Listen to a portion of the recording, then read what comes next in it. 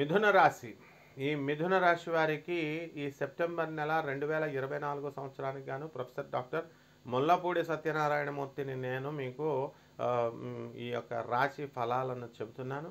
ముందుగా మనకి ఈ గ్రహస్థితి ఎక్కడ ఉంటుందండి అనంటే, మీనంలో రాహువు, కేతువు, మరి కన్యా రాశిలో, తర్వాత శని మనకి కుంభరాశిలో వక్రించి ఉండడము, గురుడు మనకి చక్కగా వృషభ రాశిలో ఉండడము, తర్వాత కుజుడు మిథున రాశి, బుధుడు కర్కాటక రాశి, ఆ తర్వాత రవి సింహరాశి, శుక్ర కేతువులు ఇద్దరూ కలిసి మీకు కన్యా రాశిలో ఉన్నారు.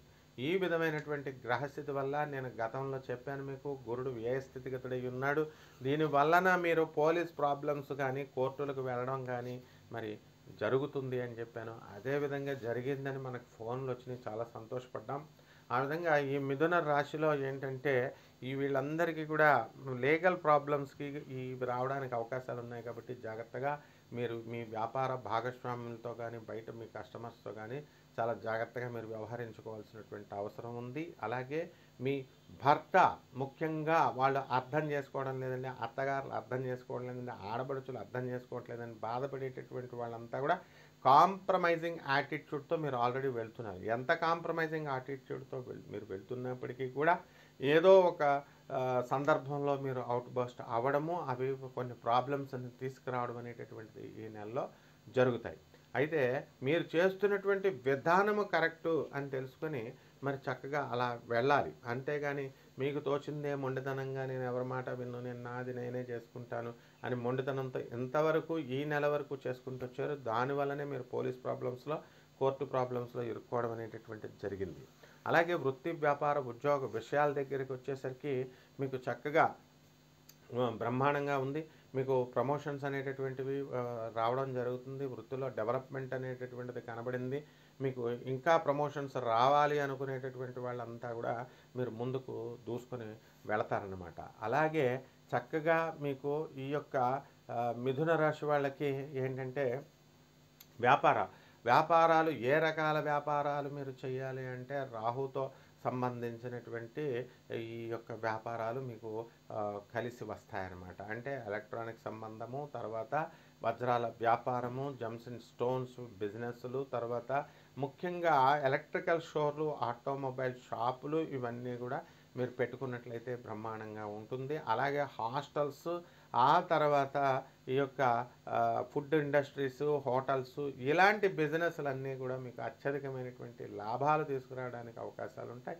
ఈ మిథున రాశి వారికి ఎప్పుడు కూడా పాత వాళ్ళని వదిలేసి కొత్త వాళ్ళతో మీరు ప్రయాణం చేయడం అనేది, అస్తమానం కూడా చేంజ్ అనేటటువంటిది మీకు, చంచలత్వం అనేటటువంటిది మీకు ఉంటుంది. అలా వెళ్ళడం వల్ల మీరు నష్టపోతారు. అందువలన మీకు ఎలా ఉంటుంది అని అంటే, ఈవెన్ వైవాహిక లైఫ్లో కూడా మీ తప్పిదాల వల్లే సమస్యలు వస్తాయి, కోర్టు ప్రాబ్లమ్స్ కూడా వస్తాయి. మరి కోర్టు వ్యవహారాల్లో ఆల్రెడీ భార్యాభర్తలు ఎవరైతే కొట్టుకుంటున్నారో అటువంటి వాళ్ళందరికీ కూడా ట్రయల్స్లో మీకు జడ్జిమెంట్స్ అనేటటువంటివి రావడానికి అవకాశాలు ఉంటాయి. అవి మీకు ఫేవరబుల్గా జడ్జిమెంట్స్గా అవడానికి అవకాశాలు ఉంటాయి. అలాగే ఈ యొక్క రైతుల దగ్గరికి వచ్చేసరికి, రైతులు మంచి పంటను పండిస్తారు, మంచి బ్రహ్మాండమైనటువంటి లాభాలు మీరు ఆర్జిస్తారు.